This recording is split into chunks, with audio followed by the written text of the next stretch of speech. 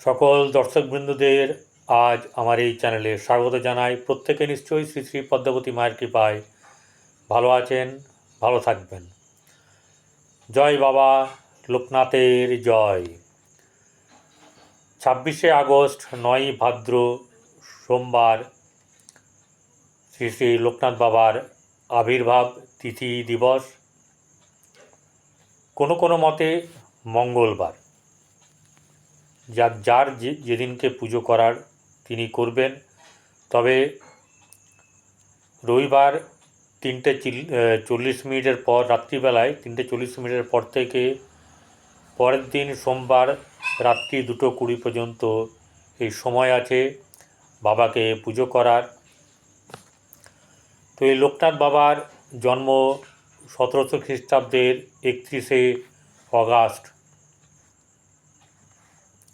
জন্মাষ্টমীর তিথিতে ব্রাহ্মণ পরিবারে তার জন্ম হয়। তৎকালীন যশোর জেলা, বর্তমানে বারাসত মহকুমার চৌরসি চাকলা গ্রামে পিতা রামনারায়ণের ঔরসে ও কমলাদেবীর গর্ভে চতুর্থ সন্তান হয়ে জন্মগ্রহণ করেন আমাদের সকলের প্রিয় লোকনাথ বাবা। তার সম্পর্কে প্রত্যেকের ঘরে প্রায় বই আছে। বেশি কিছু বলবো না সে ব্যাপারে, কিছু টিপস, কিছু ভালো জিনিস আপনাদের সঙ্গে আমি শেয়ার করব। তবুও একটু বলি। 11 বছর উপনয়ন হওয়ার পর তিনি পাশের গ্রামের একজন, যেই আধ্যাত্মিক লাইনের দিকে তার মনোভাব থাকার কারণে, যে ভগবান গাঙ্গুলির হাতে তাকে সঁপে দেন তার বাবা। কারণ ছোটোবেলা থেকেই ঈশ্বরের পথের পথিক ছিলেন এই লোকনাথ বাবা। সবসময় ঈশ্বর কথা বলতেন, প্রভু মহাদেবের কথা তিনি প্রচুর মানুষকে শুনিয়েছেন, বলেছেন। তার আরাধ্য দেবতা হচ্ছেন শিব। তাকে অনেকেই, লোকনাথ বাবাকে অনেকেই মনে করেন যে বাবা শিব বা মহাদেবের তিনি হচ্ছেন একটা অংশ বা তার অবতার। এরকম ভাবনা অনেকের মনেই আছে। সেই যে যার যেমনি ভাব তার তেমনি লাভ। এখানে সেই ভাবটাই চলে আসে, ভক্তির ভাব।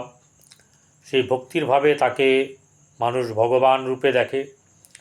তিনি ঈশ্বর চেতনা জাগ্রতের জন্যে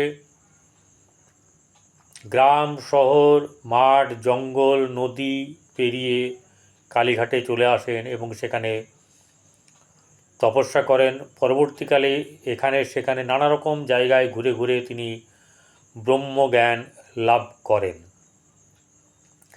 এবং এই ব্রহ্মজ্ঞান লাভ করার পরে তার নারায়ণগঞ্জের বারদির জমিদার নাগমহাশয়ের কাছে এই লোকনাথ বাবার সমস্ত কাহিনী তিনি শুনতে পান এবং তাকে একটি আশ্রম দান করেন।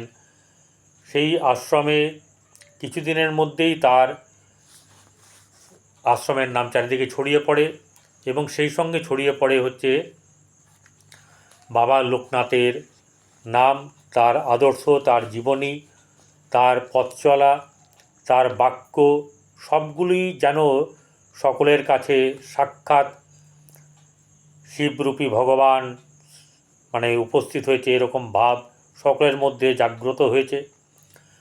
দিকে দিকে চারিদিকে সকলের কাছে ছড়িয়ে পড়েছে এবং এমনভাবে ছড়িয়ে পড়েছে যে তাকে ডাকলেই যেন পাওয়া যায়।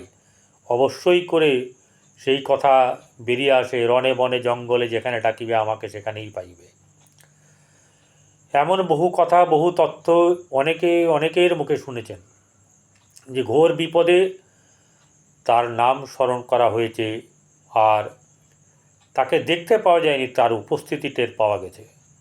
কেন, কীরকম না, যে কারণের জন্যে, যে সমস্যার জন্যে শ্রী শ্রী লোকনাথ বাবার কে স্মরণ করা হয়েছিল, তিনি কোনো না কোনোভাবে কোনো রূপে তার কাছে তিনি সমস্যার সমাধান নিয়ে এসে দিয়েছেন।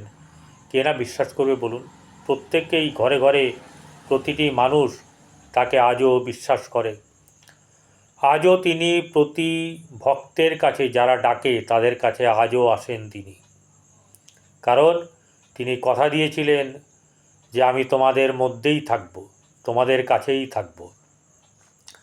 তাই সহজেই তাকে সরল প্রাণে ডাকলে তাকে কিন্তু পাওয়া যায়। তার বিশেষ কিছু তাকে পুজো করতে লাগে না, সাধারণভাবে তার পুজো হয়। তবে কিছু কিছু জিনিস না জানলে না করলে নয়। সাধারণভাবে পুজো অনেকেই করেন, কিন্তু পুজোর কিছু গোপন ব্যাপার তো থাকেই, যা তিনি পছন্দ করতেন বা তিনি সন্তুষ্ট হন। এরকম ব্যাপারগুলো আপনাদেরকে বলবো। সকলে যখন শিব অবতার রূপে তাকে কল্পনা করেন, তখন বেলপত্র তো তাকে দিতেই হবে। তার সঙ্গে তার আর কি লাগবে?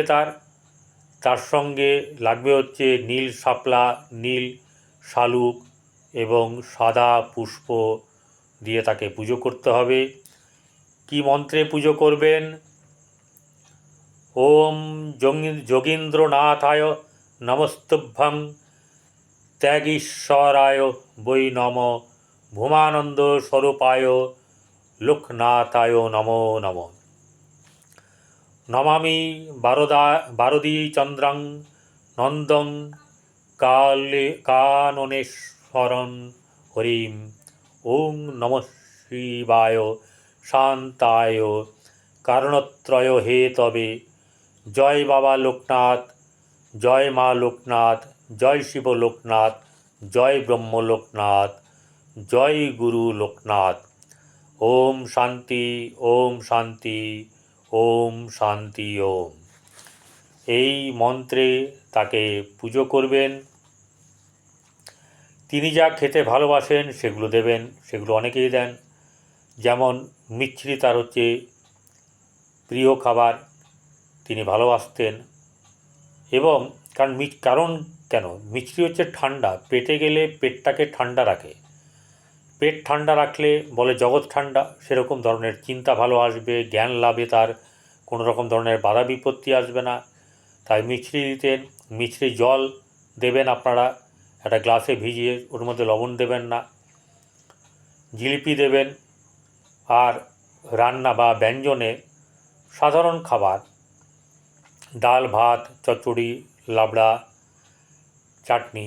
এছাড়া তিনি যেটা ভালোবাসতেন সেটা হচ্ছে যে খিচুড়ি এবং পায়েস। তো এই যে খাবার বা জিনিসপত্র যেগুলো আমি সামগ্রীর কথা বললাম সমস্ত, তা কিন্তু পুজো করবেন সব ঠিক আছে, কিন্তু যদি সেবা করেন মানুষের, কারণ তিনি মানুষের সেবা করে গেছেন, সেই পথটা কিন্তু অবলম্বন করতে হবে।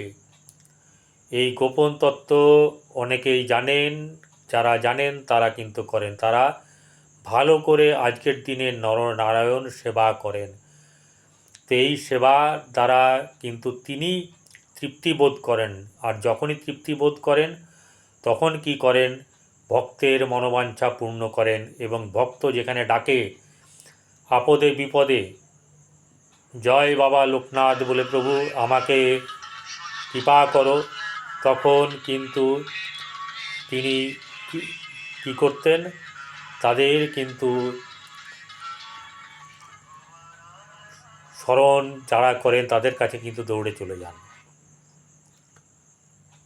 এই হচ্ছেন বাবা লোকনাথ। বাবা লোকনাথকে ভালো করে মন দিয়ে পুজো করুন। আর জন্মাষ্টমী দিনে তার যেহেতু জন্ম, তাই বহু প্রাপ্তি আছে।